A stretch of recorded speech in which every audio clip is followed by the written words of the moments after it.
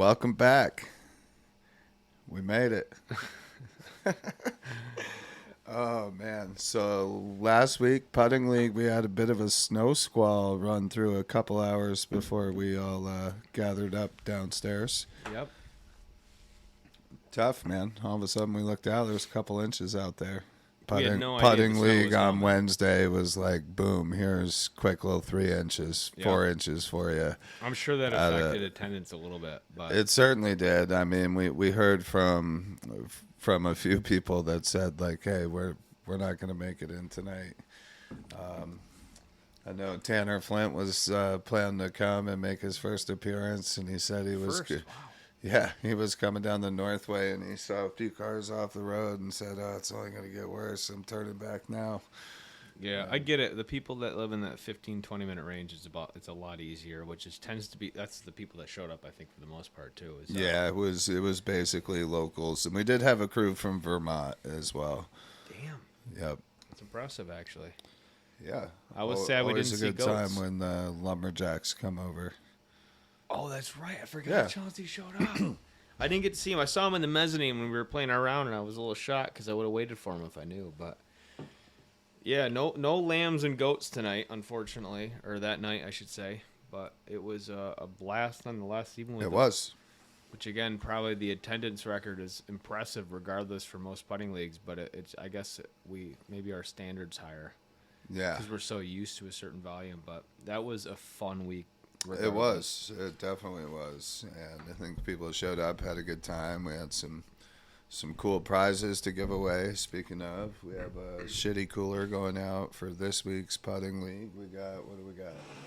The liquor basket here. That's the OG, if I'm not mistaken. That's like the one we first saw. Yeah. Definitely want it. a throwback version right there. I love it. But yeah, so we came out of putting league, and the very next day we loaded the PAX Elite box truck right back here at Northway Brewing, geared up for Disc East. That was the easiest part of the whole thing, was probably loading up the truck, I'm not going to lie. Yeah. Huge shout out PAX Elite there. Got all of our baskets, our props, and the pallet wrapper, and everything we needed arrived safe and sound. Definitely a big process of setting up there. We had a lot of space, so we weren't short on space. We really had enough room to do anything we wanted, really. I think that was part of the success of it, too, was the room to breathe. Yeah. Because everything else was kind of tight quarters. Not like it's bad. You don't need a lot of space for a booth or anything like that. Yeah. But granted, way better regardless, even from a booth standpoint, waiting in line for discs or releases, anything like that, signings, versus last year. The space was an improvement. So Yeah, for sure. It's like the space last year was big enough for the event, but not even. It's when the lines at the event started forming where it got to be like, where do I walk? It was slammed. I think I saw it was Saturday was a record expo attendance for Ben. Great to hear, great to see, right? We were there first thing in the morning, and the VIP line came right through our booth and wrapped around the wall. So a couple of locals we saw out there as well, which is cool. But it was surprisingly overwhelming for the first time they've had a putting arena. I mean, putting arena obviously is the name, but to have any type of like a course for putting, it's the first time it's happened. And I'm pretty sure, if I'm wrong, correct me, but that was nuts to see the line and attendance comparable to the signings from the pros. yeah. Insane. Yeah, I was at one point. I was over at the MVP booth, right? And I came back over, and I was like, "Joel, what's the line for?" And he was like, "We're out of loaner putters. Yeah. Everybody's waiting to play." And I was like, "Holy smokes!"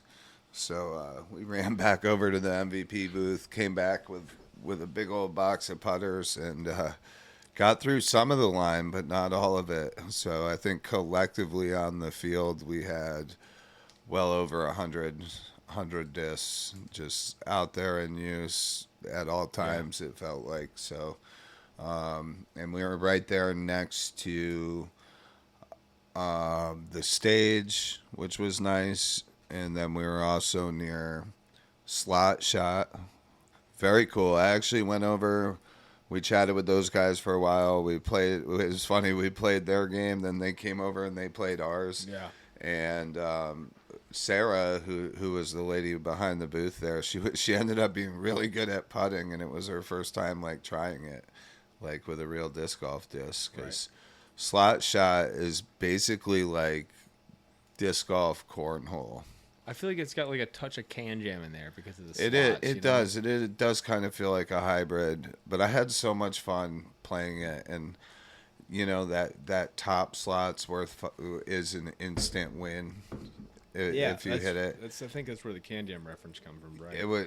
That is just so cool, and they're already talking about adding different features to it, right? Like someone suggested having a cup holder on the back, and I mean.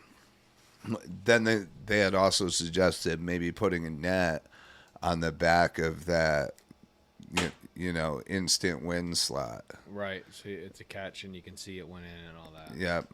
Yeah. So we might see some modifications, but they are sending us a set. I think they said they'd send us a blue set. Oh, that's going to be great. Not only for the space with the simulator and the whole disc golf vibe, but it'd be really cool to even maybe if it's possible, bring it out at Putting League and maybe people can get an idea of the game and all that. For sure. That might be something that, like, during Putting League, we bring down the hole one in the little side space. And, right. You're waiting for your turn up on the basket, and you can have a little fun on the side. Yep. So usually happens around 7 o'clock. That's right. Yep. Which, it was great being next to Slot Shot. It was great chatting with those guys, learning a little bit about their product and, kind of how it's made. And, yeah, it was all around pretty neat. And then our like course, we kind of had divided with nets from the Simon Lozat designed mini course. Right, yeah. Which was also fun. Yeah, Dave from Meadowbrook Orchards got really involved. So it was cool. We saw a lot of apple trees from Meadowbrook, a lot of apple boxes, and the fun didn't stop there. There was all kinds of cool little obstacles on that layout. All in all, pretty fun stuff. Right next to that mini course, we had tech disc set up. I'm not sure if you had a chance to go over there. I went over, chit-chatted with Michael for a little bit. I did see their upgraded graphics. Oh, so it's funny to bring that up. They actually have, if you remember, there was 3 lanes of tech disc. That's because there's now 3 current graphics programs for tech disc. So you still have to have a tech disc account. It leaches the data from that account and simulates the result, right? And now I don't have those companies right here in front of me, but I do know those are listed on the TechDisc website. But I was able to, Michael had been telling me a lot about this CTP feature coming out for TechDisc. And that's actually something, as soon as we get it all dialed, we'll offer a free extra CTP prize here at League. Very cool. Yeah, we've set it up before. No, we did. So we set up Ace before. Or Ace, excuse me. Right. Yeah. And with that comes a lot of, you got to have someone there to change the discs and everything like that. And the idea with this is, something that's, let's say, 150 feet, have it set on a proxy, and everybody throws a proxy. Actually, we did just get... was it the putter, oh my God, is it ABR 3? No, it's not. We just got a new tech disc. This is a Halo ABR. Okay. We wanted a putter or a mid-range just for, even using... from like the simulator standpoint, right? Like we have that high impact screen that's rated for, discs that don't exceed a certain weight. As soon as we put this on here, this little data puck makes the disc a little heavier right off the gate. And Michael had just mentioned that, like, if we use the screen to simulate tech discs, that we're better off doing it with something a little bit more blunt nosed. Yeah. It's got a rounder edge as Yeah. a putter. And it's what we're probably likely going to be using it for anyways for the league, too. Yeah, Right? exactly. Right. And, we also can't get through a league without just one tech disc battery. You need to. So, it'll be great to have one charging, one kind of on standby. I was literally all over the place through all of it. I would go, I was in the front booth the majority of the time, but, I was there, chatting with some people. Like a lot of our, pardon me, a lot of our league sponsors, right? Yeah. They were there. DFX, getting time to go over there to the DFX booth, chat with Michael Right. a little bit. Always good to see Mike out there. Yeah, I met him at Maple Hill, right? Or Yeah. Was he not there? Yeah, he was there. That's right. And Donnie was in the booth too. Donnie. Yeah. That's who I remember, I think. Yeah. If I'm not mistaken, from day one setting Yeah, up. for sure. After setup. But yeah, those guys actually packed up we had the crazy weather come in, right? We had the most ridiculous weather for day 2. Day 1 of the expo was perfect. Started the day with that massive VIP line. MVP had this huge line all day long, biggest line in the building. Pretty much. Yeah, we were probably right there behind them with our line. Our line was very intense, Yeah. and it was nice though. I loved to see it. We love to have people out there putting, and we got a lot of neat content out there. And Yeah, a lot of the pros enjoyed it too. And tried it, or was it? yeah, it we had Yep. Simon. We had all kinds of folks out there giving it a whirl. Paul Crayons came out and Yep. played. Gannon was out there. Oh, that's right. He came out with Paul after. That's right. Yep. Yeah, so I mean, it was super cool. I mean, it's always nice when you get some legends of the sports playing through the arena. Yeah. Speaking of legends, I mean, Matt out there with Legends of the Chains, right? Was it Yep. Matt? I'm Yep. not sure I didn't get the name right. Yep, Or Matt wrong. came by the booth, hooked us up. We were giving out decks, all day, every day kind of deal. And MVP came in clutch with some prizes as well. Unfortunately, not everybody with the top score came to collect said prize, but I think that had a lot to do with Sunday. So True. we got into Sunday. Everybody knew there was inclement weather coming Saturday night, and Ben had made a post. The expo's going to operate till 1. Those before the that were storm. traveling day of through New England that Sunday, hats off to you, man. I mean, we had what would have been a 3-hour drive turn into 7.5 hours. I had 8 hours, yeah. Yeah. Just kind of felt like, slow and steady was going to win that race, but Exactly.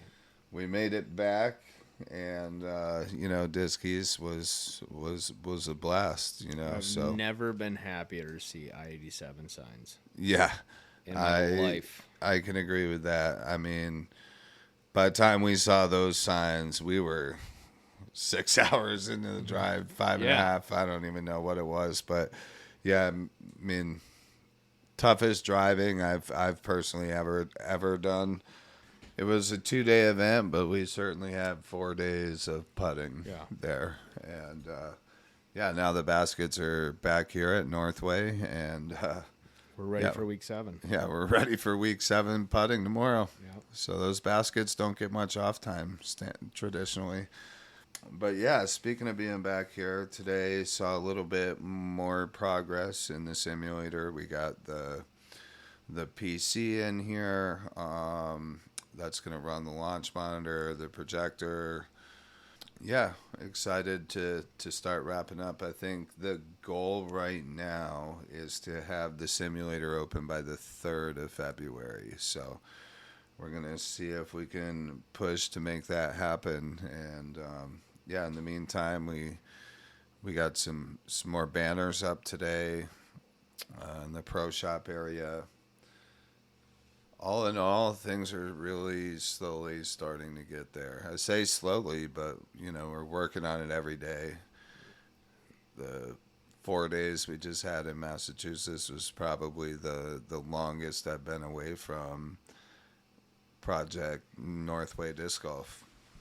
And you guys may have noticed, last week, or maybe not last week, but Week 6 it would have been, yeah. yeah, but probably week 5. The way we had the screen kind of had like a crease in it because we had folded about 13 inches back of excess screen, which now that excess screen is actually currently being hemmed, and the grommets are being reseamed, and that screen will be custom cut and sized to the exact location. So we wanted it to look clean, play clean. I know I personally wasn't a fan of when we were projecting light through and you'd see the light come through the screen a little bit. You would see where we folded back the screen. It Yeah. just kind of looked halfway done. So, I hit up my mom, who's been sewing her whole life, and she was like, "Oh yeah, we can get this done." So, either way, pumped she's coming through to get it done. That'll be a huge help in the overall reveal of our final product. So we're going to be bringing in. We took out some lighting, but we need to bring some back in into the areas that we actually needed in, right? Like the area where the keyboard and mouse are going to be. So we removed some track lighting that was going to be a little bit in the way of the projector. So we got that down and out, and we're actually moving that track lighting into the pro shop. Give us some better light in there. And we're going to be adding some smaller lights in the simulator. Yep. We can't have them affect the launch monitor's cameras. So, That's the big thing with light. That's the whole point of the blackout curtain, too. Yep. So, but it's the blackout curtain is so we can black out near the launch monitor and anything that encompasses it. We're kind of looking like a little further back, kind of like where the turf starts, of just like brightening that area up a little bit. right. Well, we'll have an electrician here tomorrow to help assess what needs to be done. So, Sweet. Yeah, Eric's father-in-law going to come check some stuff out. We also finished the top of the countertop. Shout out to Hans and yourself. Both you guys donated some. Mainly Hans. I'll be very forward about it. So. Well, you guys both donated the woods. Hans definitely came through. He did a very good job. He did a fine job in there. It looks amazing. It's starting to feel like home in there. So little by little. It's exciting, man. It certainly is. Yeah, I'm really excited, and I think getting this simulator in is going to be huge. I mean, we're looking at like a foot and a half of snow outside right now. I mean, conditions are certainly less than ideal in terms of outdoor play at the moment. So, we'll be rushing to get this done as fast as we can for everybody. But like I said, we just want to make sure we're giving the highest quality product when we're done. So yeah, it's a huge piece to the puzzle is getting this PC here today and start going through, setting it up from scratch. So I know we're about to get Windows 11 on it, and that'll be step one of many, many steps. But yeah, I'm excited though. Be closer and closer to a reality as we start keying in new discs and kind of doing that whole thing. And Yeah, once things get running, hopefully we can move towards possibly an online thing for disc sales. So, but one thing at a time. Um, yeah, dude, I'm super pumped. Just reiterating it, but this is super exciting, especially after the weekend we had. Stressful as that was, granted, positive. Don't get me wrong, for not in the scheme of things, but I'm very excited to see this thing up and running, and I want to throw some discs without worrying about T-pads and snow and all that. I'm sure a lot of us are. Yeah, same. And yeah, I'm excited. When we open everything up, right, we'll have the Heiser One launch monitor. That'll be like probably the premium route of competition in terms of simulator play. Absolutely. But when it comes down to training in the simulator, we're also going to offer the tech disc. There's value, Yeah, they both have pros and cons. For sure. I would say they both have different pros. Yeah, I think. I think with tech disc, like it's going to be a little bit easier to like do some train or coach or that kind of thing with data versus a round experience. Yeah, exactly. Two totally different types of simulations, so we want to offer them both. A little bit about our interaction with TechDisc while we were in Massachusetts, just kind of explain to them that we want to throw, TechDisc is kind of designed to be thrown into a net. Yeah. That's why you don't see a lot of clips of them being thrown into high impact screens. And Michael was telling me why that was and kind of how we could navigate it. One of the things he recommended was taking some of the tension out of the screen when you're throwing with Which makes me think that the accelerometer that they use needs something to differentiate the end of the throw. Sort of like something that slows down the accelerometer where they can see like, hey, it hit a net or it hit something that has some give to it, and that's how they're programmed to read. Basically, if for those that have a tech disc and they're familiar with the little red triangle with the exclamation point inside of it, that comes up when you've hit something hard. Yeah. So when we were simulating play in my garage, every once in a while, if you hit the net right, and the net had slid at all, you might hit the garage door. Yeah, and we'd see that little icon. Now, according to Michael, if the screen is super tight, it'll just think it's hitting something hard. And so we'll continue to get that icon, and we won't get a true reading. So it was important to talk to him about what we were trying to achieve with it. So he's gonna I do not understanding, yeah. We don't want to get it twisted. We do not want to recommend people throw tech discs into a high impact screen. That's simply not how they were built or designed to be thrown.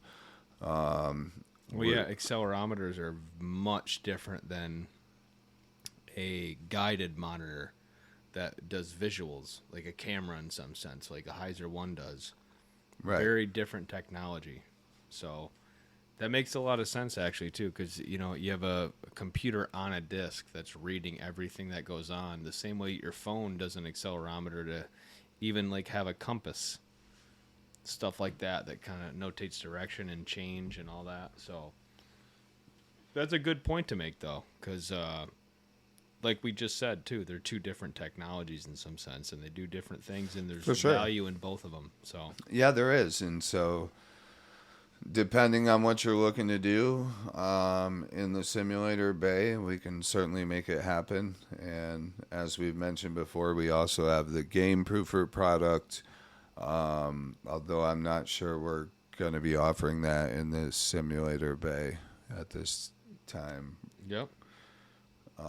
We do have the stuff to do it. We're gonna the issue is like tech disc. I'm super familiar with the way it operates, right? And so like incorporating that into our simulator that we're building for the Heiser 1 is fairly simple. Right. Now, when we start getting into the game proofer, that's going to be all relatively new in terms of the full simulator play with the product. We've used it, we've simulated, but we haven't used the full, like they gave us access to the full on played, scored experience at this point. And yeah, it's going to take us a while to learn it and see kind of if it even fills a void between Tech Disc and the Heiser 1, right? Yeah. Like those two products alone might cover all of our needs as far as simulation is concerned. Right. So we definitely don't want to complicate simplicity out there. So yeah, I'm super hyped regardless. Yeah, hopefully we'll have more news on that on our next podcast. We will see. But We yeah, shall what do see. we got coming up here? I'm not going to jump too far, but are we on the point where we're looking at week 7 right now? Yeah, we're looking at week 7 putting league. Yep. So clearly what everyone wants to hear is shitty coolers. We've got the liquor basket edition going out.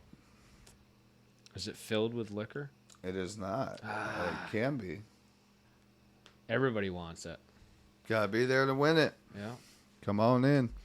We've This got is coming other from- prizes from DFX, PDGA actually donated, Right, I don't know, 10, 12 discs or something. So Insanities, right? I think so. Yep. And I got we've one of got, those. what's that? I have one of those. Oh, yeah. Good disc. Yep. Absolutely. Specifically the glow rim PDGA one. Oh, yeah. Yep. I actually took some photos of it today, but Yeah, if I do depending on how my day goes tomorrow, I might be able to get some images of these discs, but if they're not up here while we're recording this on screen, you're going to have to come in and check it out and see. yeah, for sure. We've got various lab seconds going out.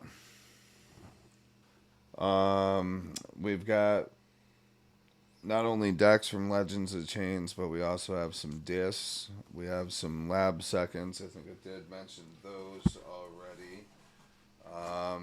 Right above you hand me one of those. Yes. And we also have our Wild Waters Outdoor Center gift certificates. These can be used for river rafting on the Sacandaga River. So, It's always fun. yeah, we have enough of these to go out. We're giving out one of these every single week. And then at the end, we're giving away tickets to the retreat. So huge shout out to Wild Waters Outdoor Center for providing us with those. But yeah, we've got some cool stuff going out. Excited to see who walks away with the shitty cooler this week. I think everybody always gets hyped for those. So yeah, so other than that, I think that's about it as far as new developments in our neck of the woods.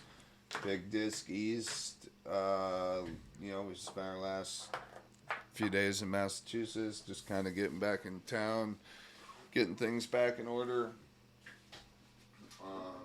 I'm working hard to get this simulator across the finish line, so looking forward to showcasing a finished product that we can all be proud of. So Looking forward to it. And hopefully in the future, maybe we get some leagues involved with the simulator. for sure, yeah, I was already, I had said early on that we would look into doing a match play league, and I think we're still heading towards that. Yeah, it would be a good kickoff for a new not only product but experience in disc golf, if you will. Yeah. But yeah, What do you think? So, we did I think a couple weeks ago we did something where you're like guessing the turnout, right? Yeah. I got something better. Let's guess what I'm going to get tomorrow at Putting League. Oh, you think you're gonna win a raffle? No, I'm saying score-wise. Oh, So, you know my average. I do. So, you tell me your number. I'll tell you what I'm going to get. You're gonna shoot 13 tomorrow. What'd you shoot last week? I think a 10. So we're gonna need you to get that 13 piece 13, tomorrow. Well, Baker's dozen. We'll see, too. I'm helping set up the course, too, so maybe I can flex my options a little bit there. But I'll go with a 12. Are you looking for something to make this like a bet? Yeah, You're I'm gonna just take another kind of disc checking out of my around. bag? I'm not putting the Crandall Turkey Cup up. No, that's not- your no. See, that's the only thing behind it over there. on that Challenge side. build would be one thing, but Oh, let's see you here. can tell me to take my Osprey out of my bag or something like that. Oh gosh. No, because you could easily have 12 and be about to throw one in, be on a steamer, I and wouldn't be do like, that. nah, Not with Putting League. I'm too competitive. I have too staying much of an at ego. 12. No way I'd do that. I love how you're looking around your office here just to see for something that would be appealing for like a wager. A friendly wager. A wager. A friendly wager. I will say is things have gotten more comfortable here. They've also gotten more comfortable at home as I've taken a lot of the excess disc golf stuff out of my house. And, Right. Between the pro shop space. I and got the something space. for you. What's that? After my conversation with Dez and Jay Redding, Disc Golf East, I know that you have 2 Redding Stingrays I do. left. I do. If I can beat, what did you say? If you beat a 13? 13 tomorrow, I'll give you I want that Stingray. a blue one that does not have the blue one with a ghost stamp. If I lose, what is it? Are you going to take a disc out of my bag again? No, Or cripple me? if you so here's the bet. You break 13, I give you a Des Redding Stingray. You don't break 13, you have to throw all MVP mid-range lineup For the whole year? for the rest of the season. PDGA tournaments and all that? Yep. That's like actually in my favor because I freaking love that, dude. Isn't Ascend a mid-range? No, it's a fairway. Okay. I can But you do bag a detour and uplink. I do well with the mid-range game anyways, but break 13 means I have to get 14, right? Yes, sir. Okay. All right. Challenge on. All right, we got to wrap this up so I can go home and practice putting for like immediately, dude. Yeah, that's right. We were kind of waiting around on installing Windows 11. We had to put it on a flash drive first, so Many of us have been there before. I promise you. we're gonna boot that thing up, get it rocking and rolling, and see you tomorrow at Putting League. I'm looking forward to it, guys. Remember, everyone root for me to get 14 so I can get that Stingray. Yeah, buddy. Otherwise, I'm stuck with a bunch of discs that I already like throwing. Oh, my God. Yeah, but that buzz is going. That buzz is she gone. That's good. That's good. My Discmania Logic's gone, too. I'm pretty sure that's my main putter. So I guess I'm going back to proxies if I don't do well tomorrow. But all right, we will see y'all next week. And bang bong. Yes, sir.